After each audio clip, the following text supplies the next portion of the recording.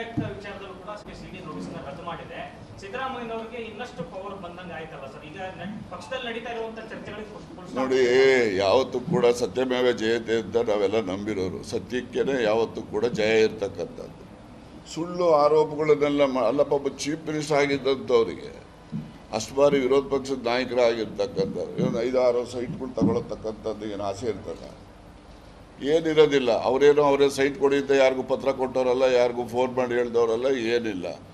ಅವ್ರ ಮನೆಯಲ್ಲಿ ಅರ್ಶಿನ ಕುಂಕುಮಕ್ಕೆ ಅಂತ ಹೇಳಿ ಸಹೋದರಿಗೆ ಏನು ದಾನ ಕೊಟ್ಟಿದ್ರು ಅದರಿಂದ ಅದೇನೋ ಬಂದಿದೆ ಅಂತಕ್ಕಂಥದ್ದು. ಆಯ್ತು, ಅದಕ್ಕೆ ಸಿದ್ದರಾಮಯ್ಯನವರು ಯಾವ ರೀತಿ ಕಾರಣ ಇರ್ತಾರೆ? ಹೀಗಾಗಿ ಇವೆಲ್ಲ ರಾಜಕೀಯದ ಆರೋಪಗಳು. ಮತ್ತು ಸಿದ್ದರಾಮಯ್ಯನವರಿಗೆ ಯಾವುದೇ ಕಳಂಕ ಇಲ್ಲದೆ ಇದ್ದಂಥ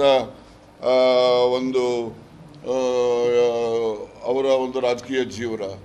ಆ ರಾಜಕೀಯ ಜೀವನದಲ್ಲಿ ಅವ್ರಿಗೆ ಕಳಂಕ ತರಬೇಕು ಅಂತೇಳಿ ಈ ರೀತಿಯ ಪ್ರಯತ್ನವನ್ನು ಮಾಡಿದ್ದಾರೆ.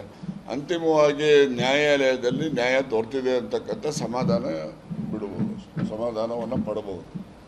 ಮುಂದಿನ ಬಜೆಟ್ ಅವರು ಮೊನ್ನೆ ಮಾಡಲ್ಲ ಅಂತ ಬಿಜೆಪಿ ಅವರು ಟೀಕೆ ಮಾಡೋದ್ರಲ್ಲಿ ಈಗ ಇವರಿಗೆ ರಿಲೀಫ್ ಸಿಕ್ಕಿರೋದು ನಿಮ್ಗೆ ಏನು ಅನ್ಸುತ್ತೆ ಸರ್? ಅವ್ರ ಆಪ್ತರಲ್ಲಿ ಗುರುತಿಸ್ಕೊಂಡಂತ ಮುಂದಿನ ಬಜೆಟ್ ನೋಡ್ರಿ, ಮುಂಚಿನ ಬಜೆಟ್ಟು ಅವರೇ ಮಾಡ್ತಾರೆ, ಅದು ಮುಂದಿನ ಬಜೆಟ್ಟು ಅವರೇ ಮಾಡ್ತಾರೆ.